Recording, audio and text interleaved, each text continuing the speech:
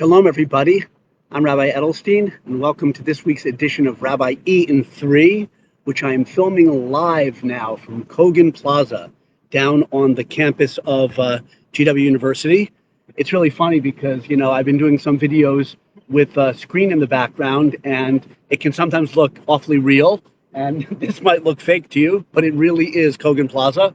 Rather deserted, quiet, but still some students around. So I wanted to come to you with a short and I hope inspiring thought before Shabbos, a Shabbos that is the second week in the new year of the cycle of the Torah reading, and a Torah portion that talks about the destruction of a generation.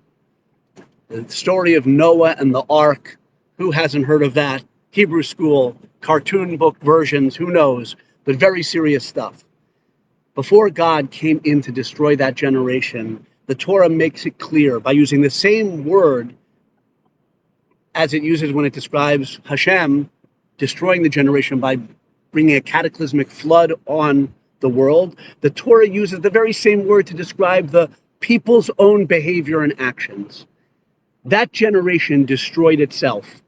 Morally, they were corrupt in every way with a particular penchant for stealing from each other and taking from each other.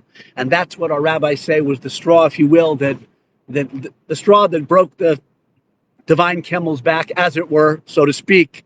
Robbery, stealing, taking, selfishness at every level of society. Yes, there were bigger sins in terms of, idolatry, adultery, violence, but stealing permeated the culture. It's live because there are going to be bells here. They were playing yesterday by the Beatles. It always sounds weird on the bells. But in any case, so Noah and his children were righteous in that generation. Noah, 3 sons, all their wives, took refuge in the Teva, in the ark. Noah was righteous. Noah was pure. He walked with God. He wasn't corrupted by the selfishness around him. Okay, pause. No doubt you have seen a bumper sticker or a t-shirt or a slogan, practice random acts of kindness. It's wonderful. Who doesn't want kindness? Kindness is the antidote to the generation of the flood that was destroyed.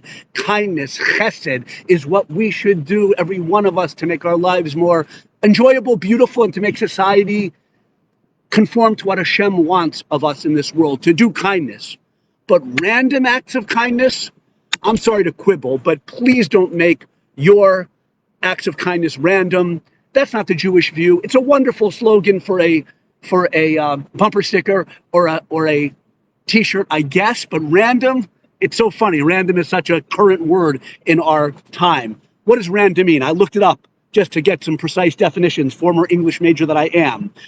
Made, done, happening, or chosen without method or conscious decision, lacking a definite plan, purpose, or pattern. Is that what we want for our kindness? Do we want random, vague, haphazard, purposeless, chance, aimless acts of kindness? It's better than the opposite, but no, Judaism wants us to consciously, mindfully choose every single day to build ourselves and the world through acts of kindness. What commandment are we fulfilling when we do kindness? Many. Love of our fellow man, and also the halachta b'drachav, to walk in God's ways. Just as God is compassionate and long-suffering, and he waited a long time before bringing the destruction on that generation of the flood, we too have to be compassionate and long-suffering and patient. I'm speaking to myself. I am no master of chesed, kindness, as I should be, but I'm still working at it. And this Torah portion is a great time to reinvigorate ourselves and commit ourselves as Jews and as human beings, not to practice random acts of kindness, consistent, mindful, thoughtful, planned out, purposeful acts of kindness. What else can I say? What other synonyms? Controlled, intended, purposeful, deliberate, systematic. The time's up. You've been very kind to bear with me. I'm trying to be better with time. May we all try to elevate this world. When we elevate this world, God responds by bringing more holiness and more illumination and more light into this world.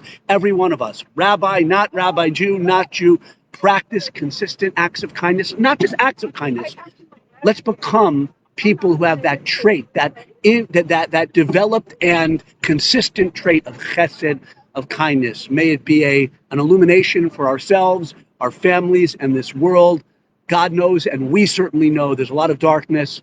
May our chesed keep us afloat, no pun intended. May we save ourselves spiritually and emotionally in the ark of acts of kindness, righteousness, Torah study as well, pun intended. Have a wonderful Shabbos, Parshas Noach. Let's be on the team that builds up the world and not destroys the world. Thank you so much for listening. Great Shabbos, and we'll be in touch. And this really was live from Kogan Plaza, and I'm ending the live video now. Take care.